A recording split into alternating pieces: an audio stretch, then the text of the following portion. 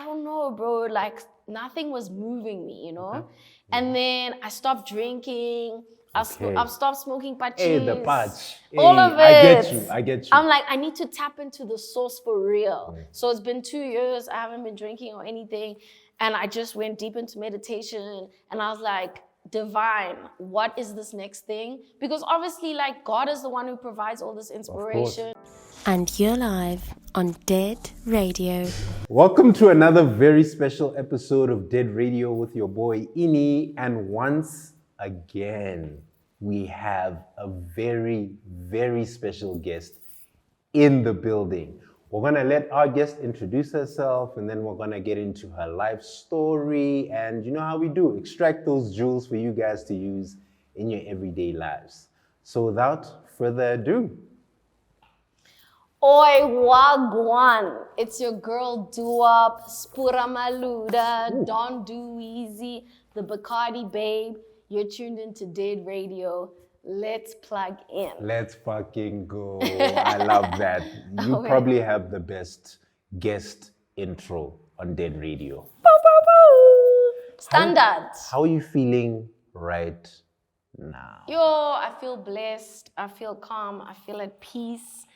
I feel surrounded by so much light. I feel like everything humble, no line. I feel at the sweet spot of life. I love that. Yeah. I love that. So how I begin every Dead Radio is to predict the future. We gotta go into the past.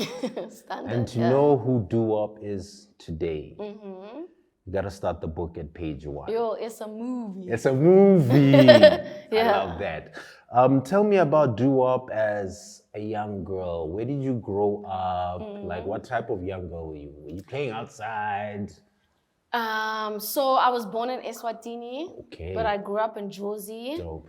Definitely playing outside, but also like super sports. Okay. Like from the age of 3, I wanted to be an Olympic champion. I don't know where it came from, but from 3 years old, I was like, I want to be in the Olympics. I want to be in the Olympics. So I was doing everything, swimming, gymnastics, like with the goal of the Olympics. I get you. And like during that time, my parents had nightclubs. Yeah. So I was also always listening to music, like performing for fun in front of my parents, listening to different vinyls. Okay. Yeah, that was my That was you as a young WAP. sure. As a young WAP. Exactly, yeah. I hear that. When do you understand or tap into style? Because like, as we can see, the combos are yeah, dialing. the combos are really, but when do you start figuring out style, figuring out what you like Unlocking. unlocking it. Already my parents were super swagged out, and I was already doing braids because they used to have like Boom Shaka performing at their clubs. So I'd go back to Eswatini because my gran had a hair salon. And then every school holiday, I'd be like, can I have the Boom Shaka braids? So that already started super young. But I think like serious finding my own style was when I was studying sound engineering in the UK. Okay. So I did that like 2008 till 2012 or till 2010. So I was there, London. You know, London's just got crazy fashion, crazy vibes. The Mandem. The Mandem with the Yes, tracksuit, of course. but also just like so many different fashion scenes. So I was like taking a little bit from everywhere, but I don't think I was confident enough to rock it like with my chest, you know? Okay. And then when I came to SA, like I'd already grown up around Deleuze, Ricky Rick and stuff. And then Ricky was like, listen, I'd like you to be my DJ. Let's start this thing. We're gonna take over the entertainment industry. He was a prophet already, like 2010, 2012. I was like, bro, I don't know if that's my vibe. And he's like, I'm telling you, let's do this. Yeah, like let's lock in and rock. And then I think chilling with BoyzBucks, like how they rock their combos, like that also made me believe in my vision, my vibe. And yeah, I think that's where like fully... The style comes from. I think that's where Doowap came, the Swanko came. Okay. Let's get back on your timeline. Yeah. What happens when young WAP becomes older WAP? So from 13 to 18, right? Because that time period in anyone's life is like super important, like very formative years. So how do you transform as a teenager? As a teenager, actually, like I said, I was super into sport. So I was a springboard diver for South Africa. You know, when you do like the flips in the air, you go in the swimming pool, yeah. So that was my vibe. So I was like the best in South Africa at the time. And then my dad was like, listen, you're not the best in the world, girl, like chill. So then I had the opportunity to go study in Canada, in Montreal at 15, which is a crazy opportunity. Crazy. So then I was at a sports school, like to take my diving super serious, to touch that dream of the Olympics. So yeah, I was there at 15, and then after that, I went to the UK. So the whole time I was overseas, like international vibes. Okay. Yeah. Did you become more independent as a teenager because you were away from your family? Yeah, for sure. Okay. Definitely. And also just like that travel bug bit me from young. Like I knew I just wanted to check every country in the world, get influenced by different cultures. Like that definitely started young, yeah. I get you. So now the end of high school. Yes. Right? Another super important, super formative period in anyone's life. Why did you decide to go study sound engineering? So the diving thing didn't happen. Damn. Because I just got lost in the sauce, I'm not gonna lie. Yeah. I started going to nightclubs, I started getting obsessed with music. Okay. I was super into like garage, like the UK scene, drum and bass, funky house, like those vibes. So then sound engineering was kind of like my passion at the time, or music just in general. So I was like, you know, let me figure out how to make music for movies, for series. Ooh, scoring. Like, yeah, that's actually still what I want to do in the future as well. You can still go and score. Definitely. Yeah. I'm trying to be on a Hans Zimmer vibe, you know? Yeah, that's my idol. My guy. That's my guy, boy. We're gonna have to Star fight. Wars. Yeah. All of that, Yeah. Okay. you know? So I'm definitely gonna go into that after the whole DJing vibe. Okay. But that's why I studied sound engineering. Okay. Yeah. And then why not rap? Why DJ?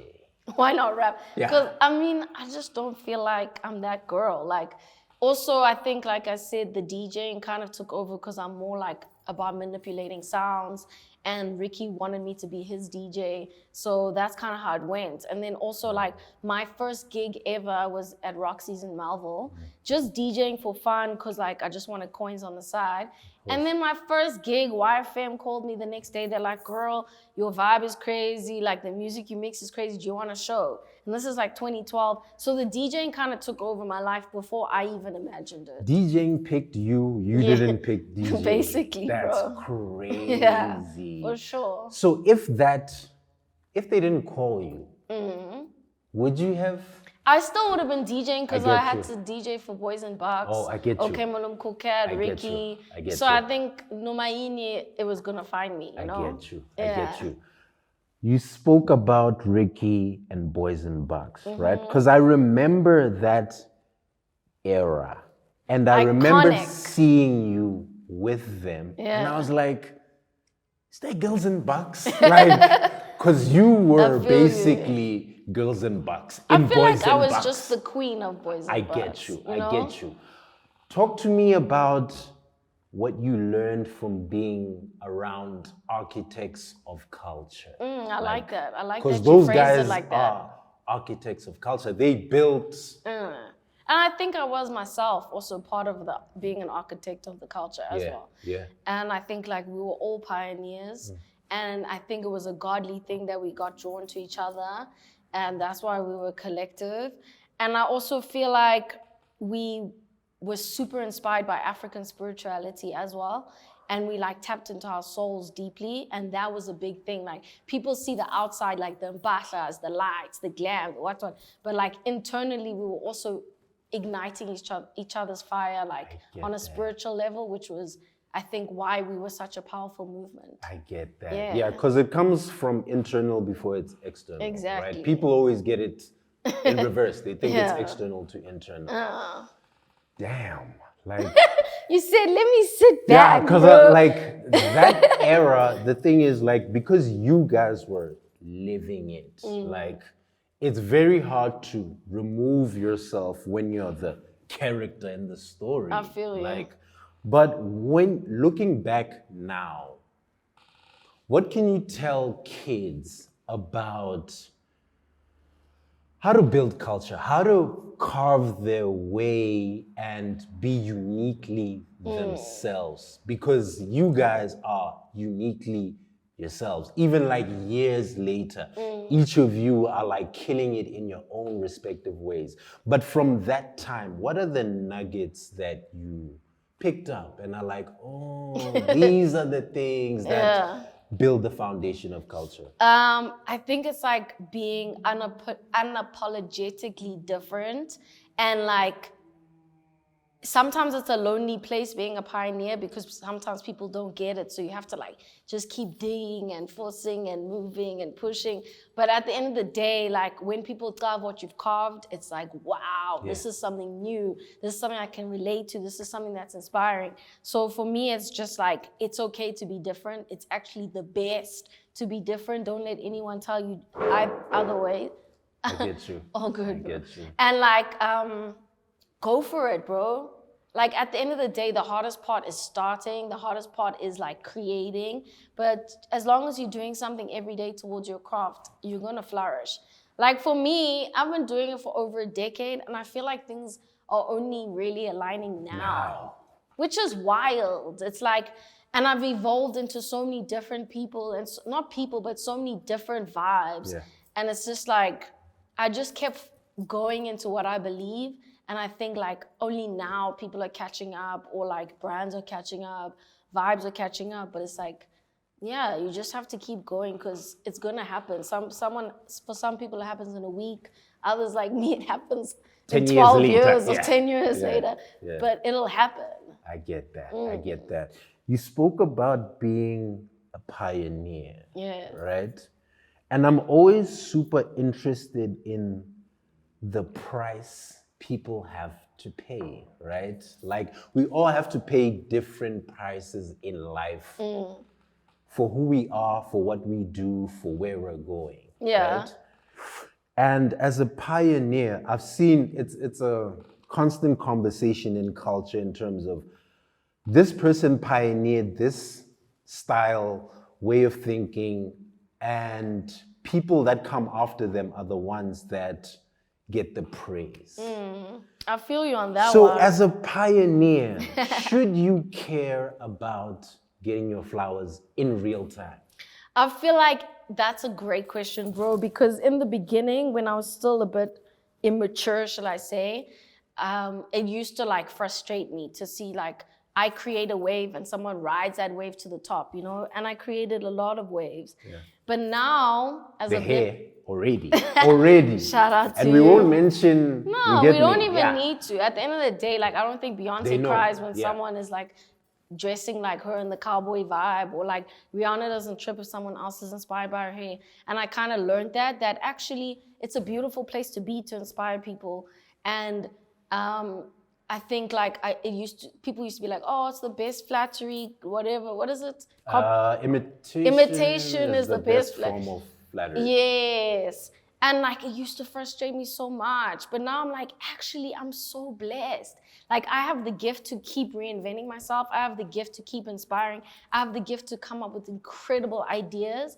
I just needed to learn to monetize them. Like that's the one thing I didn't know. And now that I know how to monetize them, like I got these things forever, boy. I'm blessed. I get you. Yeah. I get you. Yeah, because a lot of pioneers go through that struggle. It's a lonely place. It's fucking lonely. But also you were saying like the price to pay, and I feel like the most beautiful thing is there is no price to pay if you're organically yourself and you keep creating these things. Like you're never biting from anyone. You never like, yes, I feel imposter syndrome. I think everyone does. But like when you're at the top, you know that you did it yourself. Like you didn't do it from taking from anything. Like this is fully you, so you can sit on your throne at peace. I get that. You know, and that's the best feeling. I get that. Yeah. I love that.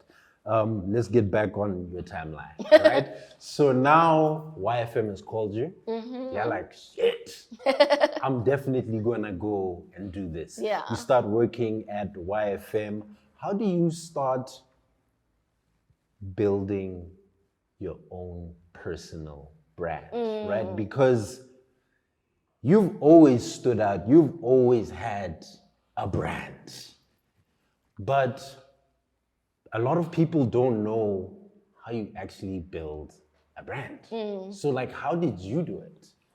Excuse me. No, I think like that's actually the most important thing if you're entering the entertainment industry is building your brand. Like there are so many talented people. We have millions, billions of talented people, but what's gonna make you stand out is your brand. And I think we all understood that from super early, or I did, you know? Yeah. So I think my brand was about being different. It was about being colorful. It was about like stepping out from the norm. And I think I just like touched into that with everything I did. You know, like my music's different, my swanko's different, my hair's different. It's just like, and for me, it was just about listening to myself. I think a lot of people, when they get dressed and they open their cupboard, there's something that they want to wear in there. They put it on, they look in the mirror and they're like, this is too much. Yeah. What are they going to say? I want to bazzotin, you know, like, and then they change into all black, chilled vibe and walk out the house. But that first instinct of what you originally wanted to wear, like that's you. Step out like that, be that person. And that'll be your brand. I get that. Yeah. It's, for you, you might overlook it, but it's terrifying standing out. Oh, for sure. I feel that. You get what I mean? Definitely. And that's why people will put on the all black outfit and just be like, yo, I don't want to stick out. I don't want too many eyes at me. So it's an internal thing. I feel you, but also I feel for myself, it was kind of the opposite. Like, I had a lot to say, but I was shy. So I wore what I wanted to say. You know what I mean? And I think I only really stepped into myself like a few years ago. It wasn't something I was always, like, when I had the colorful hair, it didn't mean I was confident, I was rocking. So people would be like, yo, Doowap, let's take a pic, let's do an interview. And then I'd be like frozen. And they're like, what's going on? So they'd automatically be like, she's rude, whatever. But it's like, no, boy, I'm shy, you know? And then, so I think I was like rocking my confidence, like on the outside with the mpahlas and everything. And then later I like grew into it. So I think I was actually the opposite. Instead of like walking out shy, I decided to wear the confidence, you know? I get that. Yeah. And eventually it all connected. Exactly. Damn. When do brands start hitting you up, right? Because I mean, even off air, we spoke about just different brands that you've worked with. And a lot of kids who are going to be watching this are going to be like, Ish, how do I reach the gods? Yeah. Like, how do I even get in touch with them? Did they hit you up? Like, how did that even snowball? I think I was very blessed because Ricky, you know, he already had a relationship with Nike. MK Fresh was also, you know, I think it was like good place and time. Yeah, right place, right time. Yeah. And just being ready for the opportunity. So I think like Nike kind of had a vision and they always were locking into people that were in the future. And, you know, they got my vibe. And we had a great relationship. Like that was a 12-year relationship. Beautiful, so grateful. And I think once you already start with a brand like Nike, like all the doors are open, you know? I get that. So from there, you know, I locked in with Oakley. I've been with Oakley for over 7 years. Like that's also a high level brand. Yeah. And for me, also is loyalty, bro. Like a lot of people, they'll hop at different brands and that kind of taints their image. And I think brands know that I'm loyal. So I'm not just gonna go to a brand if I don't resonate with it like fully with my whole chest and then I'm gonna rock you and believe in it. I'm not gonna go just for the bag. Like I'm gonna go because I truly resonate with that brand. So I've turned down a lot of deals, a lot of brands because I'm just like, honestly, I'm lying. Like if I rock this brand, I'm lying.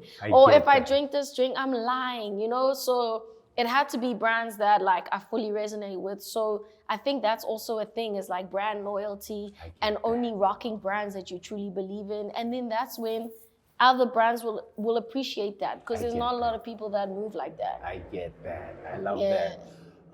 You spoke about 12 years with Nike, 7 years with Oakley. We'll get to speaking about the guys that you're with right now. Yeah, 3 shout out to my Stripes. new boo, Adidas, 3-stripe gang. But like, there's something to extract from those years, right? Because a lot of people, like you said, they jump onto this brand and they jump onto that brand. But like, how do you maintain relationships? Because clearly you're really good at maintaining relationships with brands. Yeah. Like, what's that like mentally? Like, what are there certain things that you do? Like, are there certain emails you send? Like, every 3 months, you're like, yo, hey, hi guys, hope you guys are good. But like, I feel you. how do you have longevity with working with I brands? think it's about you having a plan every year and sharing it with the brand. So every year I'll be like, these are my goals. This is what I want to do. How can we plug in together? Because we both want to maximize on this relationship, you know? So I'll share like, I'm going to Europe during this period. Then, you know, the brand will be like, oh, that's dope. We have a showroom there during that period. So you can lock into that. Then they're like, we releasing this sneaker. I'm like, dope. This is the same time I'm releasing my song. So the whole time we're together and we're just growing together. And I think that's what makes the synergy so beautiful. I get that. Yeah. I get that. I'm very interested in the new era that you're in today. Yeah, right? I love it. Because now you're the queen of Bacardi. Like, We're rocking Bacardi Babe. Wire. how does that happen? Why did you decide to transition into Bacardi making Wave. Bacardi? Like, yeah, talk to me about that journey. I just feel so excited, bro. Like, I haven't released music, or I hadn't released music in like 4 years because I just wasn't feeling it. I was making kwaitos, I even made a full album and a listening session, and I didn't drop the album. Like, I just wasn't there with it. Like, for me, I need to feel something deeply before I release it. Sometimes that's my downfall because I overthink. But I don't know, bro. Like, nothing was moving me, you know? And then I stopped drinking. I've stopped smoking patches. Hey, the patch. All Hey, of it. I get you. I'm like, I need to tap into the source for real. So it's been 2 years. I haven't been drinking or anything. And I just went deep into meditation. And I was like, divine, what is this next thing? Because obviously, like, God is the one who provides all this inspiration. Of course. He's the source. He's the source. Yeah. So for me, like, from the hair to the clothes, everything, that's just listening to, you know, the divine God. And I was like, what's next? Because as I want to say, I'm a pioneer, you know? Of course. So I need to know, like, what's the next wave? What am I creating, or what are we creating? And it just felt like Bacardi, bro. And I truly believe this is next. And I feel like Amapiano is doing its thing. It's broken the ceiling. It's gotten people to travel. And people are going to be like, what's next? And Bacardi's next. Like, Amapiano took a lot of inspiration from Bacardi, but Bacardi never fully got its vibe. It never fully got its chance. We had like Mujava, DJ Spoko, but like it never got to do what it was supposed to do. And Just like Kwaito. Yes. Yeah. And everything comes back. So it only makes sense, you know, that we're on a Bacardi wave now. And like, I went to Pitori and I was like, I need to go straight to the roots, to the source, keep it authentic, you know. So I started working with Any Man the Guitar. First song already was Shais Tombe. Okay. I loved it. I was like, wow, this makes me excited. Like, I haven't felt like this in so long. And I was like, this is it. I know this is it. So Shais Tombe released it straight away. And I got my first sync deal. Next thing, they used it for the Maybelline adverts. Exactly. And when you get omens like that, you know you have to, like, you in it, you know? So I'm like, this is a positive omen that I'm on the right path. So I'm just pushing with the Bacardi. And also, like, listen, I've dropped 2 singles. I just dropped Siroba Kise. It's killing it. I'm playing Bacardi overseas. They're vibing to it. You know, I'm the Bacardi babe. You're literally People can pioneering. be upset. No, I don't want to say I'm pioneering Bacardi, but you're exporting, rather. Yes. You're an exporter. And I'm like also reinvigorating the genre, but I want to make sure we know. Me, I'm touching Pitori. When I'm recording, I'm in Pitori. When I am working with people, it's people from there. You know, like, we're keeping it authentic. We're making sure we respect the genre. And we're taking it far. And I feel like I'm excited, and I'm about to release another single. Let's and go. we just go like Let's go. single after single, foot on neck, no feel you. hesitation, pedal down to the top floor. Let's go. I love that. One thing, as I was doing research on you, I discovered that you own your masters. For sure. Why? I just want creative control of everything. Like, Okay. no one has a vision like I have, and I wouldn't want anyone to ever take that away from me, because then I wouldn't even want to create anymore. So for me, it's about like creative control. But I would love a publisher. Okay. More sync Okay. deals, music in movies. You Yeah. know, that's Yeah, another yeah, way. yeah, yeah, Music yeah, in yeah. series. In ads. In ads, you Yes, know, coins. yes, yes. And I think like in music, one of the best ways is sync deals. Yeah. So I would want a publishing deal, but I don't know. I feel like I need creative control of everything. Ah, that's the number one That's thing. the number one thing. I get you. I Yeah. get you. As someone who's traveling the world on a consistent basis, right? We only get to see how the world interacts with South Africa online. But you're someone who's actually there at Afropunk in New York or wherever. Like, do they actually fuck with South African culture, South African Yo. music? Is that a real thing? Bro, or is they're it AI? obsessed. Like, South Africa is so online. When it comes to sport, when it comes to music, when it comes to fashion, like we killing it. As soon as you say you're South African, they want to know more. They want to like just be plugged into you. Like people are loving Cape Town. They're loving everything about us. I get We you. are unbelievable. And honestly, the more I travel, the more I get it. There's nothing like South Africa. Like, we don't understand the quality of life we have here. Like, it's unbelievable. From the weather to the people to our culture, we're so dynamic, we're so unlocked, and like, I'm so freaking proud. And when I go and I play music from South Africa, people are so tuned in. And even if they don't get it, like just dancing, they get it, they start feeling it. Next thing, they want to copy the moves. Also, TikTok unlocked us with the dance moves. yeah. Some people come with the challenges, I don't even know. I'm looking in the crowd, they're showing me the challenge. I'm like, okay, let's go. Let's go. Yeah. Okay. So It's a real South thing. Africa's on. Okay, okay. One thing that I noticed is that you never perform in clubs. You only perform at festivals. That's funny. Is that a super intentional Yes. thing? For sure. Like, I don't do clubs. Maybe sometimes the club culture overseas can be a bit different. So there's some clubs I'll do just to, you know, feel the vibes that are overseas, but I don't do clubs here. Firstly, they don't pay. Secondly, people are not there to learn. They're not there to consume new vibes. They're not there to be open.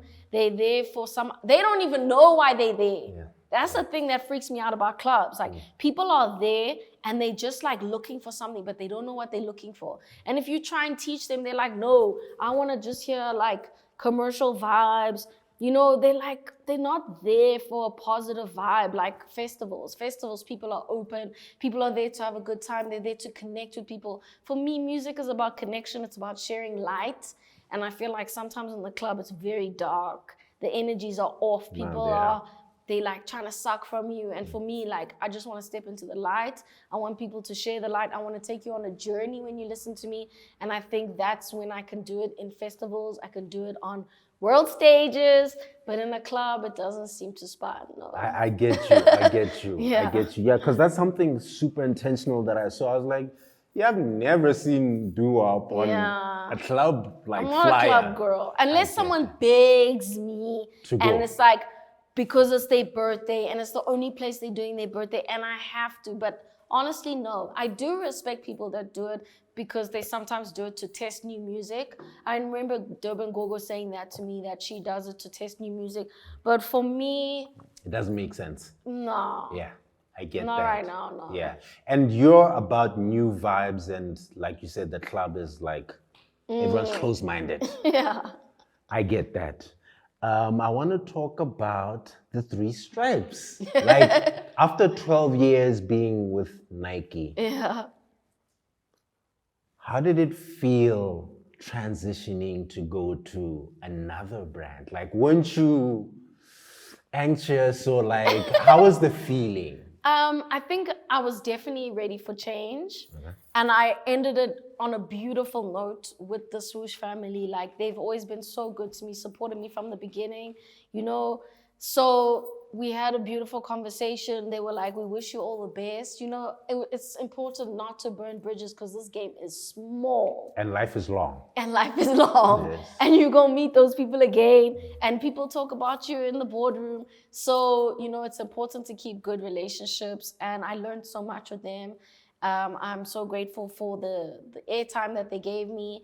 And I'm excited for something new. Like, I feel like I'm stepping into such a dope vibe right now. You know, being with Maybelline, being with Addie. Addie's also like in such an incredible space. 1000. And the way they like innovating right now is incredible. They're doing like football silhouettes. I mean, please it's stop, crazy. stop. You know? Yeah. So I think like this is the right time. And honestly, since I made the decision, everything's just been falling into place. With the new music, with being billboards, with Addie, in stores with Maybelline, tours. I'm just like, wow, God, you're doing the most, and this is perfect. I get that. Damn, like, it's so crazy to see how when you lock in with a brand, you really lock in with For the sure. brand. I can't expect them to lock in with me if I'm not going to lock in with them, you know? I get you. As someone who's seen different eras of South African youth culture, right? What's your perspective on youth culture in South Africa through the lens of 2025? Like, are you happy with whatever, the brands, like the music, like just the scene? Like, what's your perspective on For the scene? me, the youth will forever inspire me. Like, it's the youth that give me fire. It's the youth that inspire me with mpahlas, with ideas, with vibes. Like, I always keep young people around me. People like Mani Badu, you know, like, I'm always just looking to them for inspiration, honestly. They'll be like, yo, Doowap, you're killing it. Oh, we always looked up to you. But at the end of the day, honestly, it's a thing where I can learn from you, you learn from me. Like, let's grow together. And the youth will forever be ahead. Like, I get you. They have all the answers, Sway. So for me, right now, I think the scene is dope. I just think it's really tough for them with the social media. But if they can just like take time away from being online and just, you know, build their craft, I think there's no stopping them. I get you. Yeah, I love the music that the young peeps are creating. I love the mpahtlas they're creating, especially people like from the hood, where they don't have a lot, but what they're creating is unbelievable because they're using their imagination to make it happen. So for me, like, those are the people I love to support. Like, I love supporting local, but I love to support people that like create something out of nothing like that. I get that. Yeah. You seem like someone who's a source of energy, right? Thank you. And I'm always wondering about people like you, how you pour into so many people's cups, but how do you pour into your own cup? Like, what are the things that you do that have nothing to do with DJing, music, and fashion that help pour back into you? Because like, so many people are always just like, yo, I need to work, I need to do this, but like, you forget that like, yo, you're a human For being. sure. Like, you need to pour back into yourself. So how do you pour back into yourself? So firstly, like, I don't really go out to vibes just in J, you know, like, everything is intentional because energy is so important. And also every day I make sure to work out. I feel like working out is what keeps me young, is what keeps me energized. And then meditation, like, please, let's never like downplay meditation. It's such a big thing, you know, because I feel like that's one of the main ways to connect to the source. Like, and that's where you can generate so much energy. I don't know where else you can get that from. Like, you can get it from nature, which I also try to do. I try like go on hikes, go to the beach, you know. But for me, I think like, just like source energy, that's the best energy. I get that. Yeah. I get that. Damn. Like, yeah, it's always super important to find out how people like you pour back into themselves. Because kids look at you guys and they're like, yo, I just need to. But you don't realize that life is way broader than just Definitely. your career. Yeah. You get me? For sure. Damn. Are you working on anything exciting that you want to tell us about right now? Like, bro, I feel like I'm such a fashion girl, but I never release anything. dog, please, please. Which is crazy. So I think obviously it's all about timing, but I'm definitely working on like releasing some things, like let's say merch and other fashion vibes. And then music, like Bacardi. I'm just smacking. We're in there. Yeah, like so next single's coming out in August. It's called Arieng with DJ Mobla and a bunch of other producers from Pitori as well. And then we're gonna do a music video. I'm such a visual person, but music videos freak me out. Why? Because me, I don't want like a low budget vibe.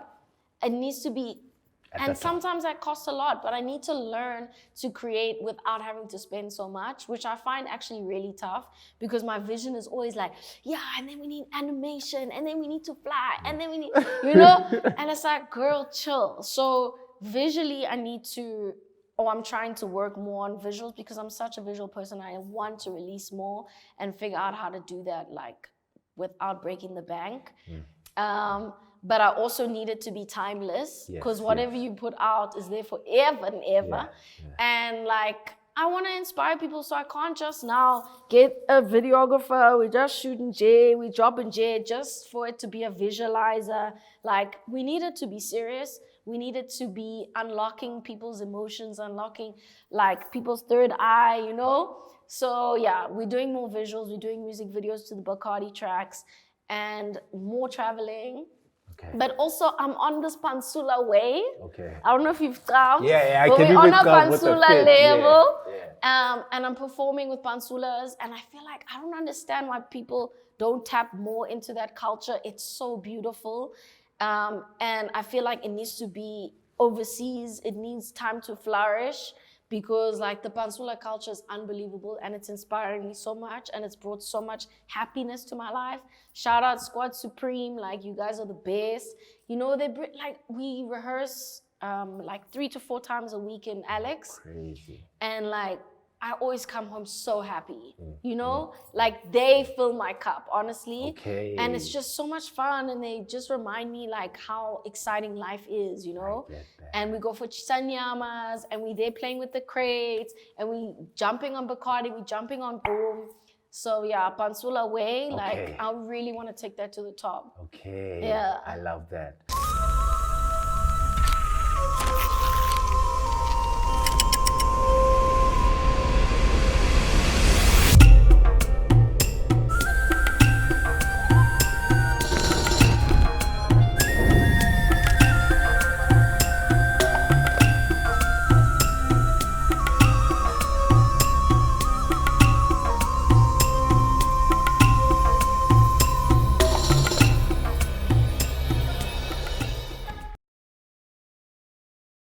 Every point in your story, right, your fingerprint is there.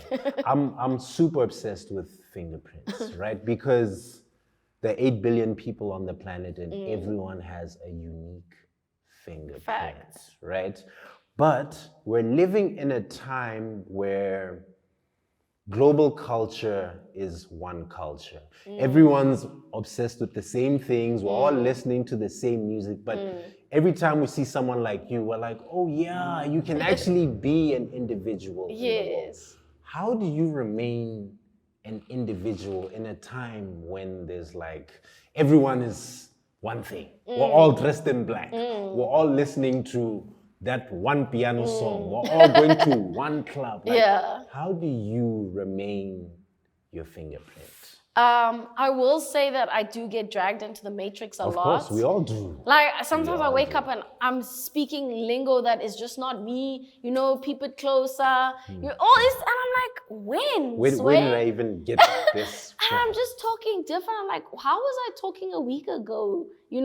Which freaks me out sometimes because I feel like when we're sleeping, what? Do we get plugged in and suddenly something gets uploaded? So for me, it's just like unplug, like not always being on social media, not always like tapping into what's happening now, you know, not just being TikTok, because it's downloading in your mind, you know? So for me, I'm just always trying to unplug. I'm always trying to look at what else is happening, like outside of there, and listening to myself. Like, number one thing, like, what is my voice saying?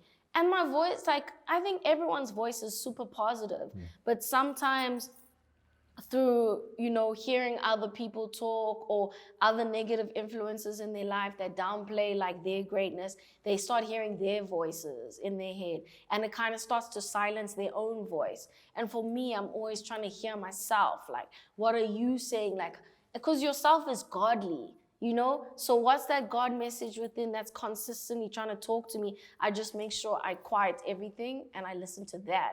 And that's what carries me, that's what inspires me, and that's what makes sure I'm online. Online. Yeah. I get that. I For get sure. that. You've spoken a lot about the internal. You've spoken a lot about tapping into the source. So I want us to tap into the source right now. Yeah. And we're in 2025. 2035. That's what, 10 years? Yeah, that's Okay. 10 years. That's a generation. That's how I view generations every 10 years. I feel you. What will Doowap be doing? Where will the brand be? How far will your hands be stretching? Let's just dream for a second. And at the end of the day, whatever we're saying, we're manifesting. Oh, 1000%. So for me, I imagine myself on the Hans Zimmer tip, like making music for movies, making music for series. I think like my brand is timeless, so no matter what I'm doing, like it's gonna be inspiring. You know, I see myself like a Grace Jones or a Michael Jackson. I think of myself on those levels, you know? That. So for me, I just wanna consistently inspire, but I also want a beautiful family, a healthy family. I wanna be healthy, and I wanna be able to have peace and travel around the world with my family. And I, you know, wanna live by the beach and just make music, you know? Okay. Yeah. 2035, it's coming. The source has spoken. It is. Yeah. This has been an incredible conversation Thank you, bro. for me. Thank you for doing your research. For sure. And like being, I think, a beautiful, peaceful space to open up. I love that. Yeah. We've found out how you've developed and maintained your fingerprint. Now, what's Doowap's last piece of advice to the dreamers out there for them to find and maintain their fingerprint so they can go and leave their fingerprint on the world? What's your last piece of advice? I think my last piece of advice is to start. We all have dreams, we all have visions, we all have something we want to do. Just start. That's the hardest part.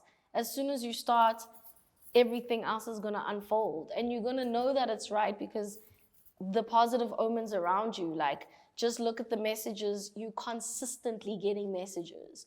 Every moment, every day, listen to those messages. Those are your ancestors. That's God talking to you. That's yourself talking to you. Just listen to that and you'll be nah. I love that. Yeah. Thank you so much for your Danko! time. Yes, I bro. appreciate it, bro.